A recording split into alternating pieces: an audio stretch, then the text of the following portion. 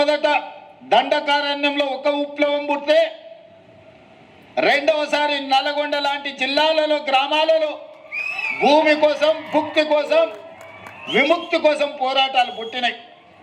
మూడవసారి ఈ ప్రజల గుండె చప్పుడు తెలంగాణకు గుండెకాయ లాంటి ఉస్మానియా యూనివర్సిటీ వేదిక మీద నుంచి ఇక్కడి విద్యార్థులే పోరాటానికి నడుము బిగించి మొదటి దశ తెలంగాణ ఉద్యమాన్ని ముందుకు నడిపించారు. ఆనాడు తెలంగాణ ఉద్యమ సమస్య శాశ్వత పరిష్కారం జరగకపోవడం వల్ల వందలాది మంది ఈ యూనివర్సిటీలో చదువుకున్న విద్యార్థులు అడవి బాట పట్టిర్రు, నక్సల్ బరి ఉద్యమాలను నడిపించారు. అందులో నుంచి పుట్టుకొచ్చిన వాళ్ళే గద్దరన్న లాంటి వాళ్ళు ఎంతోమంది ఈ సమాజానికి దిక్సూచులైన వాళ్ళే కాదు. ఈ ఉస్మానియా యూనివర్సిటీ గొప్ప ఆర్థిక మేధావి పివి నరసింహారావు గారిని, ఉత్తమ పార్లమెంటేరియన్ జైపాల్ రెడ్డి గారిని, పోరాటాలకు స్ఫూర్తినిచ్చిన జార్జ్ రెడ్డిని, ప్రజా యుద్ధ నౌక గద్దరన్నను ఈ యూనివర్సిటీ మనకు ఒక గొప్ప వరంగా ఇచ్చింది. చాలామంది మేధావులు, ప్రపంచంలోనే గుర్తింపు పొందిన జ్ఞానులను ఈ యూనివర్సిటీ మనకు అందించింది. ఈ యూనివర్సిటీ మలిదశ తెలంగాణ ఉద్యమంలో మనల్ని అందరినీ ముందుకు నడిపింది. ఆనాడు ఈ ఉస్మానియా యూనివర్సిటీ గడ్డ మీద నుంచే కాదు, గల్లీలలో, తండాలలో, గూడాలలో, మారుమూల పల్లెల్లో ఎక్కడ ధూమ్ధాం జరిగినా ఆ ధూమ్ధాం వేదికల మీద నుంచి జయ జయ హే తెలంగాణ నాదాన్ని, నినాదాన్ని అందశ్రీ గారు మనకు అందించారు.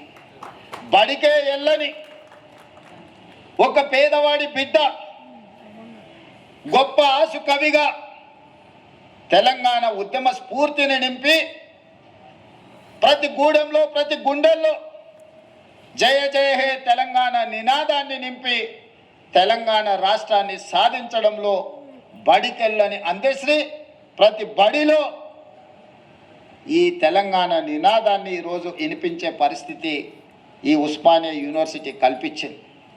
అందుకే మిత్రులారా, ఎప్పుడు సమాజానికి ఏ సమస్య వచ్చినా ఆ సమస్య మీద ఈ యూనివర్సిటీ విద్యార్థులు కదలడం ద్వారా ఆ సమస్యకు పరిష్కారం దొరికింది. ఆ పరిష్కారమే స్వరాష్ట్ర తెలంగాణ ఆకాంక్ష. మరి తెలంగాణ వస్తే ఇక్కడున్న మా తమ్ముళ్ళు, చెల్లెళ్ళు ఏం ఆశించరు? ఎవరి ఆస్తులు అడగలే, ఎవరి ఫామ్ హౌస్లు అడగలే, వాళ్ళు సంపాదించుకున్న సొమ్ములో వాటాలు అడగలే. ఏం అడిగినరు మా తమ్ముళ్ళు? స్వేచ్ఛను అడిగినరు, సామాజిక న్యాయం అడిగినరు, సమానమైన అవకాశాలు అడిగినరు. నేను ఇవాళ అడుగుతున్నా, నేను ఇవాళ చెప్పదలుచుకున్న ఈ వేదిక మీద నుంచి నా ఉస్మానియా కాకతీయ యూనివర్సిటీల విద్యార్థులకు స్వేచ్ఛ కోసం, సామాజిక న్యాయం కోసం, సమానమైన అవకాశాల కోసం మీరు ఏదైతే గొంతు ఇప్పినరో ఈ ప్రభుత్వం, ఈ ప్రజాపాలన మీకు వేదిక ఇస్తుంది. మీరు ఎదగండి. మీరు డాక్టర్లు కానీ, లాయర్లు కానీ, ఇంజనీర్లు కానీ, ఐఏఎస్లు కానీ, ఐపీఎస్లు కానీ, గొప్ప మేధావులు కానీ, ప్రపంచానికే దిక్సూచిగా మారే గొప్ప వ్యక్తులుగా మీరు రాణించాలి. మరి ఇదంతా జరగాలి అనంటే పునాదులు బలంగా ఉండాలి. 108 సంవత్సరాల చరిత్ర కలిగిన ఈ ఉస్మానియా యూనివర్సిటీని కాలగర్భంలో కలపడానికి కొంతమంది కుట్రలు చేసిరు. ఆ కుట్రలను ఛేదించి మీరు ప్రజాపాలనను తెచ్చుకున్నారు. ఎవరి గురించి రాజకీయ విమర్శలు నేను చేయదలుచుకోలేదు. 2 ఏళ్ల నుంచి మాట్లాడుతున్నారు కొంతమంది. కొన్నిసార్లు నాకు అనుమానం వస్తుంది, తెలంగాణ పట్ల, ప్రభుత్వ విద్య పట్ల వీళ్లకు అవగాహన ఉన్నదా లేదా అని. వాళ్ళు అంటారు, రేవంత్ రెడ్డి గవర్నమెంట్ స్కూల్లో చదువుకున్నాడు, గ్రామీణ ప్రాంతంలో నుంచి వచ్చిండు, ఈయనకు పరిపాలన చేత కాదని. ఒక్క విషయం అయితే నేను చెప్పదలుచుకున్న, ఉస్మానియా ఆర్ట్స్ కళాశాల ముందు నుంచి నేను గుంటూరులో చదువుకోలేదు మిత్రులారా. నేను గుంటూరులో చదువుకోలే. గూడు పుటాని నాకు తెలియదు, నల్లమల్ల అడవుల్లో నుంచి వచ్చిన క్రూర మృగాలను చూసినను, సాధు జంతువులను చూసినను, పేదవాడి సమస్యలను చూసినను. పుట్టినప్పటి నుంచి దళితులతోని, గిరిజనులతోని, బలహీన వర్గాలతోని, మైనారిటీలతోని కలిసిమెలిసి పెరిగిన వాళ్ళ సమస్యలు చూసిన. నాకు కొత్తగా అక్కర్లేదు. గుంటూరులో చదువుకున్న వాళ్ళకు పేదరికం చూడాలంటే మెర్సిడీస్ బెంజ్ కారుల్లో పోయి ఎక్స్కర్షన్ లాగా, ఓహో పేదరికం ఇట్లుంటుందా, మీ భూమి మీ మట్టి అట్లుంటుందా, మీకు చిరిగిపోయిన బట్టలు ఇట్లుంటాయా, మేము ఎప్పుడు చూడలేదని వాళ్ళకు పేదరికం ఇట్లుంటుందని ఒక ఎక్స్కర్షన్ లాగా ఉండొచ్చు. ఒకప్పుడు బ్రిటన్ ప్రైమ్ మినిస్టర్ని, ఇతర ప్రైమ్ మినిస్టర్లను ఈ రాష్ట్రానికి తెచ్చినప్పుడు మా పాలమూరు పేదరికాన్ని చూపించడానికి వాళ్ళని అక్కడికి తీసుకొచ్చేటోళ్ళు. ప్రదర్శనలో మా పేదరికాన్ని వాళ్ళ ముందర పెట్టేటోళ్ళు. చూడు మేము ఎంత వెనుకబడి ఉన్నామో, మేము ఎట్లా అడుక్కొని తింటున్నామో, ఎట్లా వలసలు పోతున్నామో, మా మీద జాలి పడండి అని. ఆనాటి పాలకుల ఆలోచన అది. ఇతర దేశాలకు వెళ్ళి వచ్చినామని చెప్పుకునే వాళ్ళు మేము గుంటూరులో చదువుకున్నాం, మేము పూనాలో చదువుకున్నాం, మేము అమెరికాలో చదువుకున్నామని ఉపన్యాసాలు ఇవ్వడం ద్వారా సమాజానికి ఏం చెప్పదలుచుకున్నారో నాకు తెలియదు. కానీ నేను స్పష్టంగా గ్రామీణ ప్రాంతంలో వ్యవసాయ కుటుంబం నుంచి వచ్చిన నేను ప్రభుత్వ పాఠశాలలో నేను చదువుకున్నా, ప్రభుత్వ కళాశాలలో నేను చదువుకున్నా. నాకు భాష గొప్పగా రాకపోవచ్చు, కానీ ప్రజల యొక్క మనసును తెలుసుకునే విద్య నాకు వచ్చు. పేదవాడు ఏం అడుగుతాడు, ఏం ఆలోచన చేస్తాడు, పేదవాడు ప్రభుత్వం నుంచి ఏం ఆశిస్తాడు, ఒక చదువుకునే పిల్లవాడికి ఏమి కావాలి, ఆ పిల్లవాడు చదువుకుంటే ఈ సమాజానికి ఏ రకంగా ప్రయోజనం ఉంటుంది అనేది నాకు తెలుసు. అందుకే ఇవాళ ఎవరు వచ్చినా, ఎవరు ఎన్ని రకాల ప్రాధాన్యతలు ఇచ్చుకున్నా, మొట్టమొదటి ప్రధానమంత్రి పండిత్ జవహర్లాల్ నెహ్రూ గారు స్వతంత్రం వచ్చిన తర్వాత ప్రధానమంత్రిగా బాధ్యతలు చేపట్టేటప్పుడు మహాత్మా గాంధీ గారిని కలిసిండు. బాబూజీ, నేను ప్రధానమంత్రిగా బాధ్యత తీసుకుంటున్నా, మీరు నాకు ఇచ్చే సలహా ఏమిటి అని మహాత్మా గాంధీ గారు ఒక మాట చెప్పారు. పరిపాలనలో నువ్వు తీసుకునే నిర్ణయం తీసుకునే ముందు నీ నిర్ణయం పేదవాళ్లకు, నిస్సహాయులకు ఏ విధంగా ఉపయోగపడుతుందో ఆలోచన చేసి నీ కళ్ళ ముందు ఆ పేదవాడిని, నిస్సహాయాన్ని గుర్తు తెచ్చుకున్న తర్వాత నువ్వు నిర్ణయం చెయ్యి, తప్పకుండా పేదలకు, నిస్సహాయులకు అది ప్రయోజనం చేకూరుతుంది అని. ఆ స్ఫూర్తి ఈనాడు మేము తలుసుకున్న మా ప్రభుత్వం తీసుకునే ఏ నిర్ణయమైనా పేదవాడికి ఏ విధంగా ఉపయోగపడబోతుందో, నిస్సహాయులకు ఏ విధంగా సహాయాన్ని అందించబోతుందో, నిలబడడానికి శక్తి లేని వాళ్ళను నిటారుగా సొంత కాళ్ళ మీద నిలబెట్టడానికి అవసరమైన ప్రణాళికల్ని మా ప్రభుత్వం, నా సహచర మంత్రివర్గంలో అందరం కలిసి ఈనాడు నిర్ణయం తీసుకుంటున్నాం. అందులో భాగంగానే ఉస్మానియా యూనివర్సిటీకి ఆగస్టులో వచ్చినప్పుడు నేను చెప్పిన, ఒక ఆయన సవాలు విసిరిండు, శాతనైతే ఆర్ట్స్ కాలేజ్ దగ్గర పోయిరా అని. నేను వాళ్ళలాగా దొంగను కాదు, ఫామ్ హౌజులు కట్టుకోలేదు, గడీలో లాంటివి నిర్మించుకోలేదు. ఉన్నదేదో నాకున్నది, నా కష్టంతో, నా శక్తితోని, సమాజంలో గౌరవంతో ఇంత దూరం వచ్చిన. ప్రజలు ఆశీర్వదించారు, ప్రజల అభిమానంతో గుండెల్లో పెట్టి చూసుకున్నారు. 2006న ఒక జిల్లా పరిషత్ మెంబర్గా రాజకీయాలలో చిన్న పదవిలో నా ప్రయాణం మొదలైంది. నేను జిల్లా పరిషత్ మెంబర్ అయినప్పుడు పెద్దగా ఏం ఆలోచన చేయలే, కానీ ఏదైనా చెయ్యాలని ఒక సంకల్పం పెట్టుకున్నా. ప్రజలు ఆశీర్వదించారు. జడ్పీటీసీ అయినా, ఎమ్మెల్సీ అయినా, ఎమ్మెల్యే అయినా, ఎంపీ అయినా ఈనాడు ఈ దళితులు, ఆదివాసీలు, గిరిజనులు, బలహీన వర్గాలు, మైనారిటీ సోదరులు, రైతులు, మహిళలు, యువకులు నిండు మనసుతో ఆశీర్వదిస్తే ఈ రాష్ట్రానికి ముఖ్యమంత్రి అయి మీ సోదరుడిగా ఆర్ట్స్ కళాశాల ముందు నిలబడ్డా. ఇంతకంటే గొప్ప అవకాశం జీవితంలో ఎవరికైనా వస్తుందా? లక్షలాది మంది, కోట్లాది మంది కోరుకుంటారు ఈ పదవి, కానీ అవకాశం ఏ ఒక్కరికో వస్తుంది. మీరందరు కలిసి ఈ అవకాశం నాకు ఇచ్చారు. అందుకే చరిత్రలో శాశ్వతంగా నిలబడే కొన్ని మంచి పనులు నేను చేయదలుచుకున్నాను. చరిత్ర సజీవ సాక్షిగా నిలబడాలి. చాలామంది 2 ఏళ్లలో నువ్వేం చేసినవయ్యా, మేం చూడు 10 ఎకరాలలో ముఖ్యమంత్రి బంగళా కట్టుకున్నాం, 25 ఎకరాలలో పాలించనికే సచివాలయం కట్టుకున్నాం. తెలంగాణ ప్రజలే కాదు, ఆలు మొగళ్ళ మధ్యలో కూడా నిఘా పెట్టడానికి కమాండ్ కంట్రోల్ రూమ్ కట్టుకున్నాం, 1,00,000 కోట్లు పెట్టి కాళేశ్వరం కట్టుకున్నాం. మేము చూడు ఎన్ని కట్టినామని ఒక 4 చెప్పారు. వాళ్ళు చేసిన శాన్నే కానీ ఒక 4 ఎప్పుడు చర్చిస్తారు. నేనేం చెప్పినా అంటే నేను కూడా 4 చేసిన. తెలంగాణ రాష్ట్రం వచ్చిన తర్వాత ప్రతి బడిలో గుడిలో వినిపించవలసిన జయ జయ హే తెలంగాణను మీరు తొక్కి పెడితే రాష్ట్ర గీతంగా మార్చిన నేను.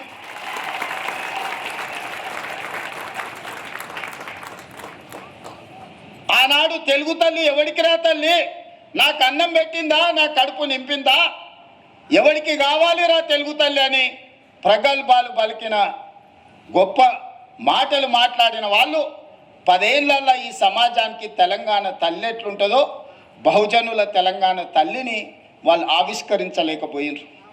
అందుకే దొరల గడీలలో పెరిగిన తెలంగాణ తల్లి కాదు, బహుజనులలో బస్తీలలో నుంచి వచ్చిన తెలంగాణ తల్లి నిండు మనసుతో దర్పం ఉట్టిపడేలా ఈ జాతికి తెలంగాణ తల్లిని అంకితం చేసి ప్రతి సంవత్సరం డిసెంబర్ 9 నాడు తెలంగాణ తల్లి అవతరణ ఉత్సవాలను జరుపుకునే సమస్యని మనం పరిష్కరించుకున్నాం.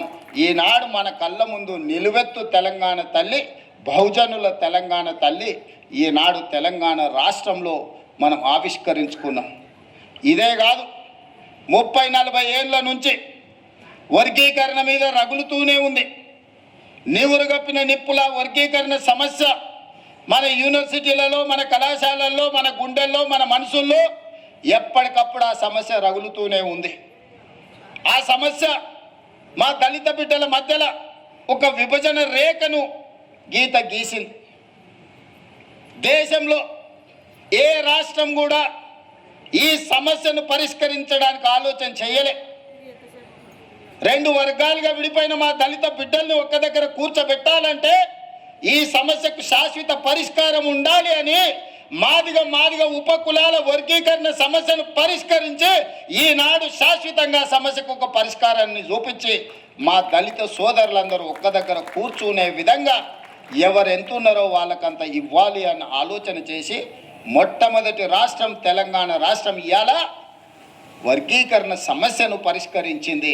ఇది సామాజిక సమస్యను మా ప్రభుత్వం పరిష్కరించింది.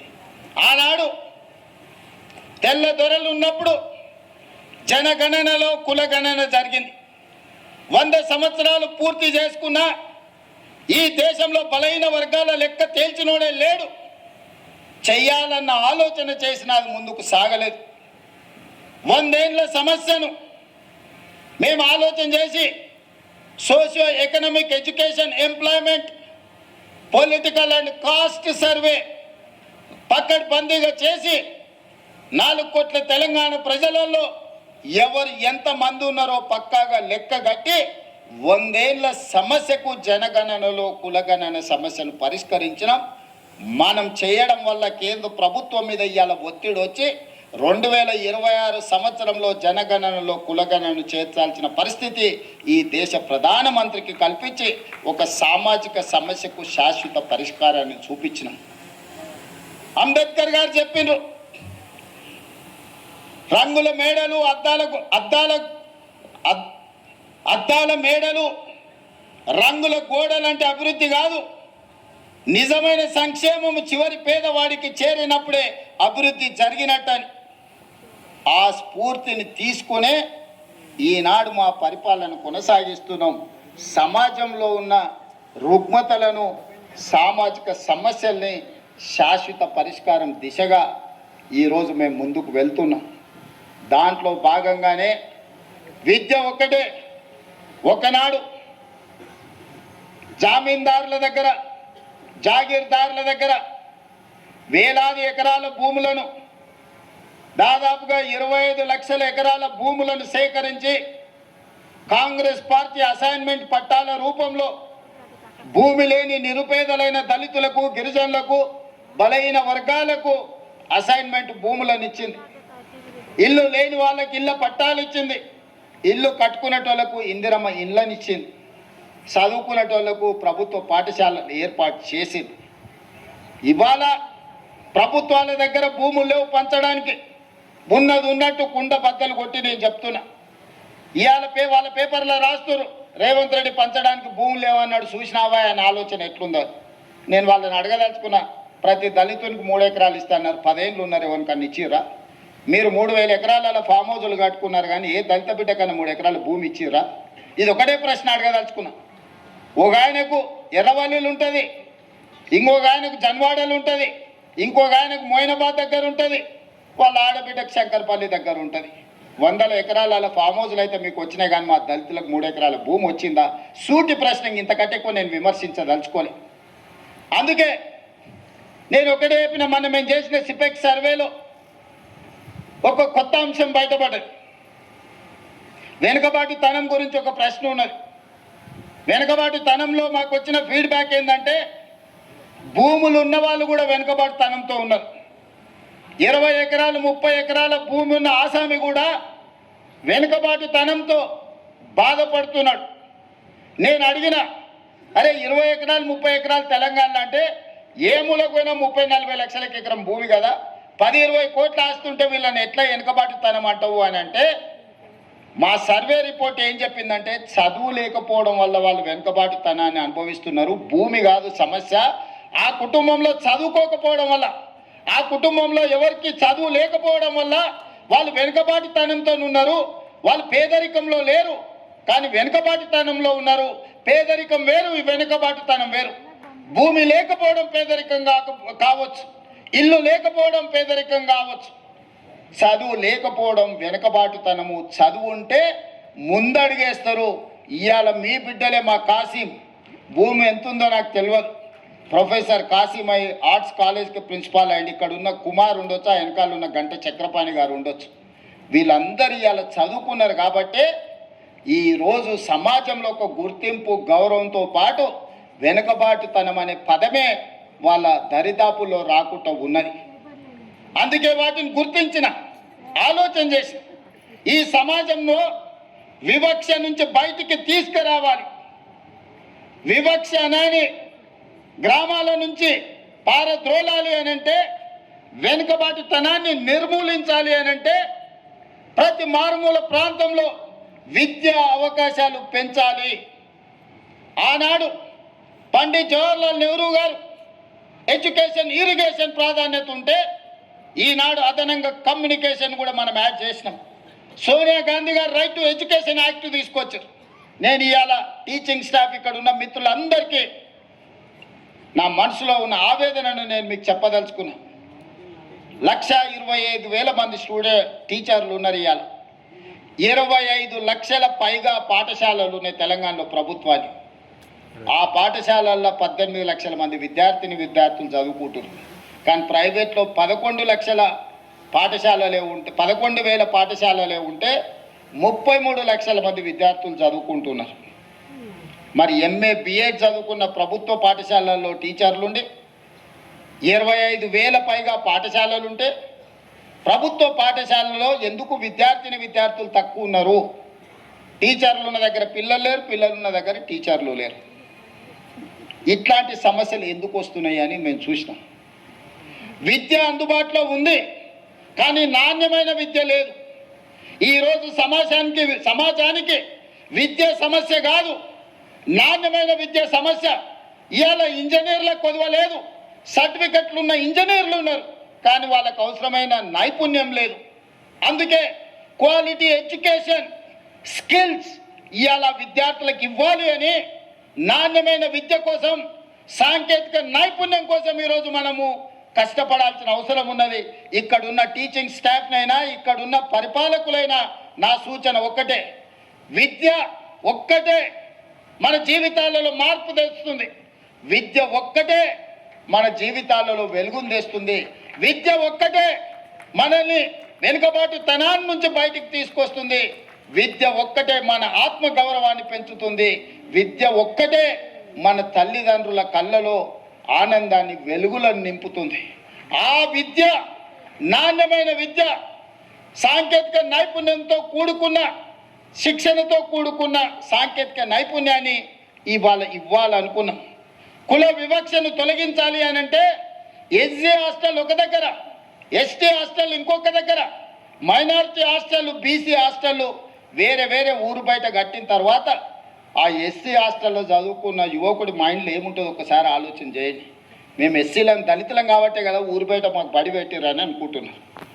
మేము ఆదివాసులం గిరిజనులం కాబట్టే కదా ఇసిరేసినట్టు మమ్మల్ని ఎక్కడనో పెట్టినరు అనుకుంటున్నారు. బీసీలు మైనారిటీలు కూడా అదే ఆలోచన. అందుకే ఈ వివక్ష పోవాలి, మనందరం మనుషులుగా కలిసి ఉండాలి, మనలో మానవత్వము నిండాలి అని అంటే వీటిని తొలగించాలి, కులం అనే అడ్డుగోడల్ని తొలగించాలి.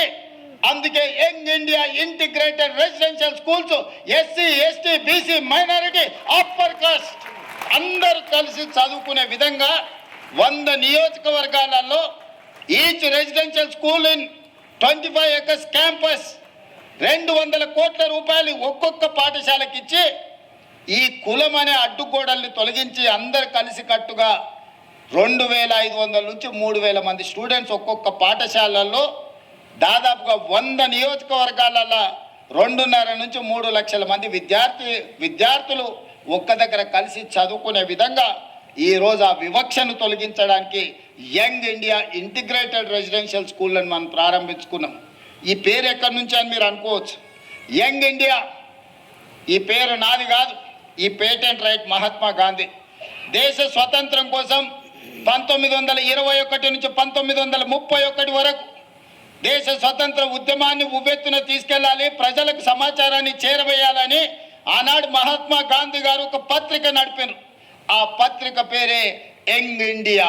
ఆ యంగ్ ఇండియా స్ఫూర్తితోనే మహాత్మా గాంధీ గారు ఇచ్చిన సందేశంతో ఈరోజు యంగ్ ఇండియా ఇంటిగ్రేటెడ్ రెసిడెన్షియల్ స్కూల్స్ని మనం స్టార్ట్ చేసుకున్నాం. ఇదే కాదు, స్కిల్స్. అందుకే యంగ్ ఇండియా ఇంటిగ్రేటెడ్ స్కిల్ యూనివర్సిటీని మనం మొదలు పెట్టుకున్నాం. మీకు ఉస్మానియా ఉంది, కాకతీయ ఉంది, పాలమూరు ఉంది, మహాత్మా గాంధీ ఉంది, ఇట్లా చెప్పుకుంటూ పోతే సెంట్రల్ చాలా యూనివర్సిటీలు ఉన్నాయి. ఈ యూనివర్సిటీలలో విద్య బోధిస్తున్నాం. అవసరమైన సాంకేతిక నైపుణ్యాన్ని బోధించడానికి ఒక యూనివర్సిటీ ఉండాలని ఆలోచన చేసి యంగ్ ఇండియా స్కిల్స్ యూనివర్సిటీని దేశంలోనే మొట్టమొదటిసారి పబ్లిక్ ప్రైవేట్ పార్ట్నర్షిప్లో Anand Mahindra, Apollo hospitals, Reddy labs, లేకపోతే ఇట్లాంటి ఎంతోమంది నిష్ణాతులు, ఒక దేవయ్య గారు డాక్టర్గా వరంగల్ దళితుడు ఈరోజు అమెరికాలో ఎంత ఉన్నత స్థానానికంటే అతని ఆస్తి, అతని పిల్లల ఆస్తి లెక్కేస్తే ఒక 4-5 లక్షల కోట్ల రూపాయల ఆస్తి ఉండొచ్చు. ఒక వరంగల్లో పుట్టిన దళిత బిడ్డ దేవయ్య ఈరోజు యంగ్ ఇండియా స్కిల్స్ యూనివర్సిటీలో బోర్డ్ ఆఫ్ డైరెక్టర్. ఎందుకంటే వాళ్ళ నుంచి మీకు ఇన్స్పిరేషన్ రావాలి. వాళ్ళు మీ మంచి భవిష్యత్తు కోసం ప్రతి సంవత్సరం 1,10,000 మంది ఇంజనీరింగ్ గ్రాడ్యుయేట్స్ తెలంగాణ రాష్ట్రం నుంచి పాస్ అవుతారు. వాళ్ళ తల్లిదండ్రులు గ్రామాలలో ఉండి, అయ్యా మా పిల్లగాడు ఇంజనీరింగ్ చదువుకున్నాడు, పెద్ద నౌకరీ అయ్యా, నువ్వు ముఖ్యమంత్రి అని వస్తుంటారు కొడంగల్ నుంచి. వాడిని పిలిచి అప్లికేషన్ పెట్టుకోరంటే వానికి రాయడానికి వస్తలేదు. వేరే పని చేసేటోనికి పని ఇప్పించుడు నాకు అలకగా ఉన్నది. ఇంజనీరింగ్ చదివిండి అంటే ఇప్పించుడు చాలా కష్టంగా ఉన్నది. ఇది నేను కొంచెం బాధతో చెప్తున్నా. సర్టిఫికెట్ అయితే వచ్చింది కానీ సాంకేతిక నైపుణ్యం లేదు. అందుకే యంగ్ ఇండియా స్కిల్స్ యూనివర్సిటీ ప్రారంభించి ఆ పిల్లలకు శిక్షణ నైపుణ్యాన్ని ఇచ్చి వాళ్ళని ప్రయోజకులను చెయ్యాలి. ఈరోజు సమాజంలో డిమాండ్ ఉంది కానీ సప్లైలో ఉన్నారు కానీ సమానమైన నైపుణ్యం లేదు. అందుకే యంగ్ ఇండియా స్కిల్స్ యూనివర్సిటీని ప్రారంభించినాం. ఒలింపిక్స్లో మీరు చూస్తున్నారు, చిన్న చిన్న దేశాలు ఎన్నెన్నో గోల్డ్ మెడల్స్ తెస్తున్నాయి. మన దేశానికి ఎప్పుడు అందులో పోయేటానికి కూడా వస్తలేదు. టీవీ కాడ చూసి సపోర్ట్లు కొట్టే సినిమాలో నేను చూసిన సునీల్ గవాస్కర్, సచిన్ టెండూల్కర్, గచ్చిబౌలి దివాకర్ అని బ్రహ్మానందం డ్రెస్ వేసుకొని కూర్చుంటాడు. చెప్తుంటాడు సునీల్ గవాస్కర్, సచిన్ టెండూల్కర్ నన్ను తొక్కేసిలు, అందుకే నేను ఇక్కడ డ్రెస్ వేసుకొని క్రికెట్ ఆడతానని టీవీ ముందర అందరిని కూర్చోబెట్టి డ్రెస్ వేసుకొని అందరికీ గొప్పలు చెప్పుకుంటుంటాడు. నేను కూడా గచ్చిబౌలి దివాకర్ని అని. అట్లనే మన స్కిల్స్ విషయంలో కూడా మన నేతలు మాట్లాడుతుంటారు, ఇక వచ్చే గోల్డ్ మెడల్స్ అని. అయిపోయి నాకు ఒక్కడు కనిపిస్తలేడు. అందుకే 2036లో ఒలింపిక్స్లో గోల్డ్ మెడల్స్ సాధించాలంటే మన నైపుణ్యంతో కూడుకున్న చిన్న పిల్లలే 10 ఏళ్ళు 11 ఏళ్ళు ఉన్నప్పుడే వాళ్ళ యొక్క నైపుణ్యాన్ని గుర్తించి మట్టిలో మాణిక్యాలను వెలికి తీయాలి. 10-12 ఏళ్ళు శిక్షణ ఇస్తే కానీ ఒలింపిక్స్లో ఒక గోల్డ్ మెడల్ సాధించలేడు. అందుకే వాటి కోసం ఈనాడు యంగ్ ఇండియా స్పోర్ట్స్ యూనివర్సిటీని మనం ప్రారంభించుకున్నాం. దీంట్లో గొప్ప గొప్ప క్రీడాకారులను తీసుకున్నాం. ఈరోజు అభినవ్ బింద్రా, అదేవిధంగా Kapil Dev football all India captain, ఇట్లాంటి వాళ్ళందరూ ఆ స్పోర్ట్స్ బోర్డులో ఉన్నారు. Ravikanth Reddy India volleyball captain, Arjun award మన తెలంగాణ బిడ్డ కూడా అందులో ఉన్నారు. మరి వాళ్ళకు అవసరమైన పెట్టుబడులు పెట్టడానికి కావ్య మారన్, అపోలో బోర్డు సంబంధించిన వాళ్ళు, వీళ్ళందరినీ కూడా వాళ్ళకు అవసరమైన ఆర్థికంగా ఆదుకోవడానికి పెద్ద పెద్ద వాళ్ళని ఈరోజు ఒక స్పోర్ట్స్ యూనివర్సిటీని ఈరోజు ప్రారంభించుకున్నాం. తొందరలోనే 10-12 ఏళ్ళు ఎస్సీ ఎస్టీ బీసీ రెసిడెన్షియల్ స్కూళ్ళలో చదువుకునే పిల్లల్లో ఉండే క్రీడా నైపుణ్యాన్ని గుర్తించి వాళ్ళని తీసుకొచ్చి యూనివర్సిటీలో శిక్షణ ఇచ్చి 2036లో తెలంగాణ నుంచి ఒలింపిక్స్లో గోల్డ్ మెడల్ సాధించడానికి ఈరోజు ప్రణాళికలు సిద్ధం చేస్తున్నాం.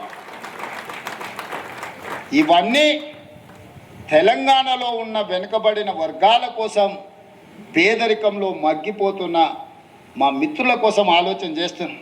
డబ్బులు ఉన్న వాళ్ళు ఎక్కడికైనా పోయి చదువుకుంటారు. వాళ్ళు స్టాన్ఫర్డ్, ఆక్స్ఫర్డ్, లండన్ ఎకనామిక్స్, ఎక్కడికైనా స్కూల్ ఆఫ్ ఎకనామిక్స్లో ఎక్కడో పోయి చదువుకుంటారు. వాళ్ళ గురించి నేను ఆలోచన చేయాల్సిన పని లేదు. అక్కడికి పోలేని వాళ్ళను, అక్కడికి ఎదగాలనుకుంటున్న వాళ్ళకు కూడా మరి ఏమైనా చెయ్యాలి కదా. అందులో భాగంగానే మిత్రులారా ఈ ఉస్మానియా యూనివర్సిటీని వేదిక చేసుకోదలుచుకున్నా. 1000 కోట్లు అనేది పెద్ద విషయం కాదు. నేను డబ్బుల రూపంలో చూడట్లేదు, ఖర్చు రూపంలో చూడడం లేదు. ఇది నా భవిష్యత్ తరాల కోసం పెట్టుబడిగా చూస్తున్నా. ఈ పెట్టుబడి ఈరోజు రాష్ట్ర ప్రభుత్వం ఇంతకుముందే గచ్చిబౌలిలో టీ హబ్లో ఈరోజు మనం గూగుల్తో ఒక జాయింట్ వెంచర్ స్టార్టప్స్ కోసం ప్రారంభించుకున్నాం. కొత్తగా పరిశోధనలు చేసే వాళ్లకు ఆర్థిక సహాయాన్ని అందించాలి. వాళ్ళకి తెలివి ఉంది, సాంకేతిక నైపుణ్యం ఉంది, వాళ్లకు చెయ్యాలనే ఆతృత ఉన్నది. కానీ ఆర్థికంగా ప్రయోగాలు చేయడానికి ఒక్క రూపాయి లేదు. తల్లిదండ్రులు కూలీ నాలి పనులు చేసుకునే పేదవాళ్ళు ఉన్నారు.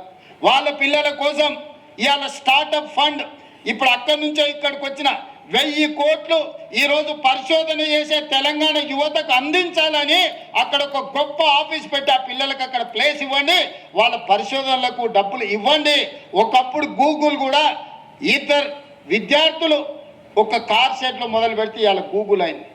టెస్లా, ఇలాన్ మస్క్ ఒక చిన్న పరిశోధన చేస్తే ఇలాన్ మస్క్ అయింది.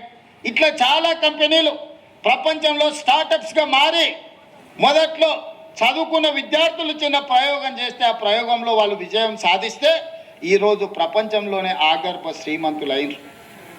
అందుకే ఇవాళ తెలంగాణ ప్రాంతంలో ఉన్న నైపుణ్యాన్ని వెలికి తీయాలని 1000 కోట్ల కార్పస్ ఫండ్ ఈరోజు ప్రభుత్వ పరంగా నేను కేటాయించి మా తెలంగాణ పిల్లలు పరిశోధన చేస్తే ఒక్క రూపాయి కూడా పరిశోధనలో ఇబ్బంది పడద్దు, వాళ్ళు రాణించాలి, వాళ్ళు బిలియనియర్స్ కావాలి, గ్రామీణ ప్రాంతంలో నుంచి ప్రపంచంతో పోటీ పడాలని 1000 కోట్లు అక్కడ కూడా పరిశోధనల కోసం కేటాయించి ఇంకొక 1000 కోట్లు జీవో తీసుకొని ఈరోజు ఉస్మానియా యూనివర్సిటీకి వచ్చిన. ఉత్త చేతులతో రానని ఆనాడే చెప్పిన. ఉత్తు మాటలు చెప్పే అలవాటు నాకు లేదు. ఎందుకంటే వ్యవసాయం తెలిసినోని, గ్రామీణ ప్రాంతం నుంచి వచ్చినోని, మన చేనుకు ఏ పురుగు వాడితే ఏ మందు కొట్టాలో ఏం ఎరువేయాలనో తెలిసినోని, తెలంగాణకు పట్టిన చీడను పీడను ఎట్లా వదిలించాలో నాకు బాగా తెలుసు. వాళ్ళు అనుకుంటుండొచ్చు ఎంగిల్ పీస్ రాదని. జర్మన్కు, జపాన్కు, చైనాకి ఎంగిల్ పీస్ ఏం రాదు నాయన. ప్రపంచాన్ని ఏలుతున్నది చైనా, జపాన్, జర్మనీ. అక్కడ ఇంగ్లీషు రానే రాదు, కనీసం మనం ఏబిసిడీలన్నా రాయగలుగుతున్నాం. మరి ఇవాళ ప్రపంచాన్ని శాసిస్తారు. ఇంగ్లీష్ మాట్లాడే అమెరికా, చైనా సప్లైస్ ఆపితే 1 గంట కూడా బతకలేదు. ఒక 1 అవర్ కూడా అమెరికా జీవించలేదు.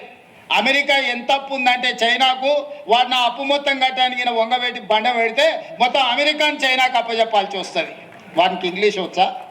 జపాన్కి ఇంగ్లీష్ వచ్చా? జర్మన్లో ఉండే ప్రజలకు ఇంగ్లీష్ వచ్చా? ఈడ ఉండే యువమిత్రులు కూడా ఇంగ్లీష్ రాదు అనేది ఏం పెట్టుకోకండి. అదేం పెద్ద విషయం కాదు. మనకు మానవత్వం ఉండాలి, మనకు మనసు ఉండాలి. ఇవాళ రాష్ట్రాన్ని నేను పరిపాలిస్తలేను. మంచిగా 2 ఏళ్ళ నుంచి మీరే చూసారు కదా. కావాలంటే 10 మంది ఇంగ్లీష్ వచ్చిన వాళ్ళని ఉద్యోగస్తులను పెట్టుకుంటే మాట్లాడవా అని చెప్పవచ్చు ఒకరి తర్వాత ఒకరిని. మా తమ్ముళ్ళకి మా చెల్లెళ్ళకి నేను అదే చెప్పదలుచుకున్నా, మీరు ఆత్మస్థైర్యాన్ని కోల్పోకండి. భాష అనేది ఒక కమ్యూనికేషన్ మాత్రమే, అది నాలెడ్జ్ కాదు. నాలెడ్జ్ వేరు, కమ్యూనికేషన్ వేరు. మనకు నాలెడ్జ్ ఉంది, మనకు కమిట్మెంట్ ఉంది, మనకు కన్విక్షన్ ఉంది.